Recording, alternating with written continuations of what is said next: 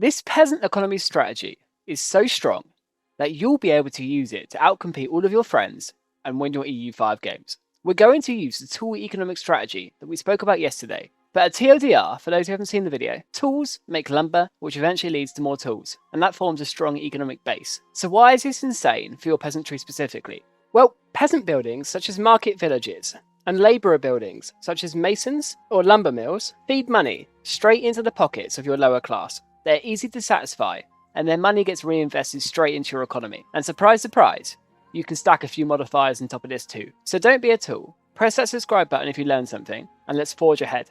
So let's understand the theory before we try and break new ground. So, we understand that tools and lumber integrate themselves together quite well. Well, the one doing this work and getting paid for it is your lower classes. So by expanding this part of our economy, we're going to be expanding their incomes as we go. So why not focus on it further? Make them highly profitable, highly satisfied, really efficient, and ploughing their money back into our economy. And as you can see, these aren't half-assed buildings that our peasants are making. If you get their satisfaction high enough, they make good ones, like armories, which give you manpower and help you win your wars. How it works specifically, by the way, is the higher your satisfaction, the higher chance you have of them making a good building. So if you have above 50% satisfaction, say you've got 80%, that means that you have an 80% chance of that estate making a good building. Now, if you funnel so much money into your peasants that they're making a lot a month, focusing on them specifically, getting their satisfaction really high, is always going to provide good results. And the beauty of this is, you can either leave this money in your peasantry, or you can take it out, because they're so easy to tax at all stages of the game. And let's use my Portugal save as a perfect example. It's 1413, we've got a tax base of 478 ducats, and we make 142 ducats a month. This is all because we've cycled that tool economy into our peasantry. So now we've tackled the theory, what modifiers can we stack to get the best effects for our economy as possible? Well, firstly, we want to give as many estate privileges to our commoners, including our peasantry and our labourers, as possible. This is to max out our estate satisfaction, which gives us some good buffs as it is. Increased food production, levy recovery speed, and reducing our stability investment cost. And this doesn't really cause as many issues, as our commoner power is only 5%, and this is with 7 privileges given to them.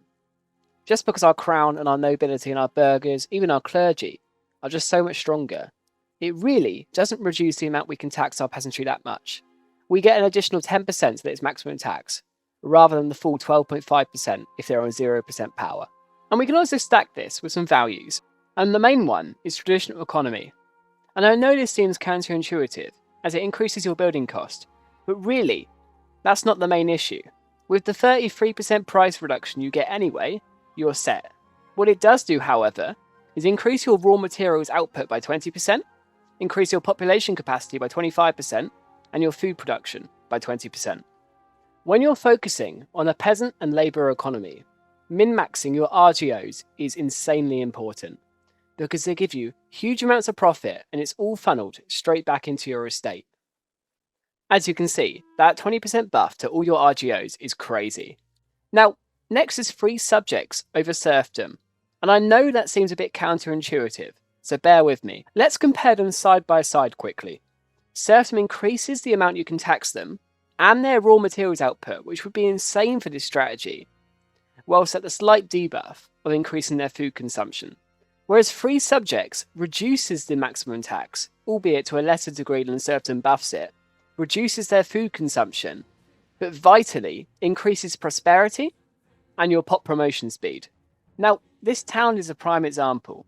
We just can't promote our population fast enough and fill our employment, and that's why you need your promotion speed. The beauty of this strategy, combined with a tools economy, means that your market is so stable that you have to start building specialised buildings such as scriptoriums or burger buildings to use the stuff that your peasants have made, which means that you really need promotion speed. Also, the way prosperity works is it's no longer an additive modifier. It's now an equilibrium, which means that monthly prosperity is substantive, as it pushes you to higher levels of prosperity and helps you fight that decay modifier. As you can see, it's changing monthly by 0.02% and has a large decay modifier of minus 0.58%, which is keeping us in check. But the buffs it gives are crazy, migration attraction, local monthly development, population growth, and character life expectancy. So it's something that doesn't seem that crazy, but in reality, it's insane. And just a reminder, development is the strongest modifier in the entire game, full stop. Just have a look at the buffs that we get for having near 62 development. And going back to the tax argument, we're already taxing them to hell and back. And they're making a lot of money as it is. So by taxing them more, we might get more money, but we're just taking it out of our economy anyway, because they're making good buildings for us. And finally, I recommend you push towards individualism, as it increases your population migration speed, which means as you focus your resources into good RGOs early, they'll fill up quicker as you improve your population. But once you're maxed out and you're moving your people towards your cities to use those resources you spent a lot investing in, that often takes a while, so we need to speed that up. But I think it's time we take it into practice. Because we've stabilised our economy and focused a bit on tools, we've got a good surplus income for quite early in the game.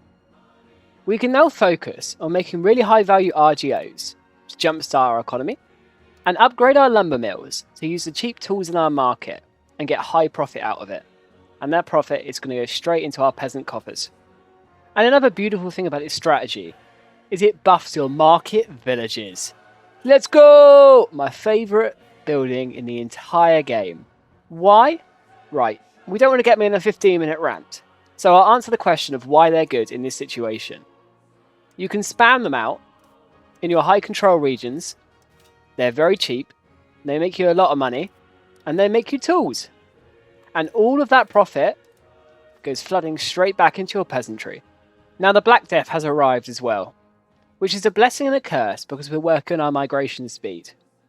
This will mean it will spread through our nation faster, but we can recover from it significantly quicker. So pick your poison. But I know you guys are now experts at an early game economy. So let's port quickly to my Portugal save so we can have a look at the mid-game spiral. Because you're faced with the question of what the hell do you do once you've maxed out your RGOs? Your fibre crop farms have limited profitability, and even lumber mills can't solo fund your entire economy. Well, the truth is, this economic spiral isn't game long. What it does is it gets you to your productive capacity. Don't get me wrong, we're not complaining one bit with this sort of tax base in 1413, but I think it's worth noting that every country will have some sort of transformation on their hands at this stage. As Portugal, we're going to use this newfound wealth to go and explore the new world, and we're probably going to need to invest in our trade to get ready for this transition. But this will depend on what you're playing and what you want to achieve. Whether you're the Ottomans and you want to make a gigantic professional army and go and explore the world and conquer it, or you're Castile and you want to go and take some nice RGOs and make an even better economy. The choice, ultimately, is yours. But your peasants, and a hell of a lot of money behind them, will certainly be there to support you. But to summarise, make your economy stable, use the tool spiral, work on maxing out your RGOs to get to productive capacity, and don't forget about building up your advanced industries too. You're not really focusing on these, like a trade economy, but you're making so many input goods in your market that you need to make output goods. You're not just focusing on your peasantry entirely, you're focusing on it to get a great base for your economy, so you can thrive off that. If you enjoyed this video, give the next one a watch on screen now. Thank you, have a great day.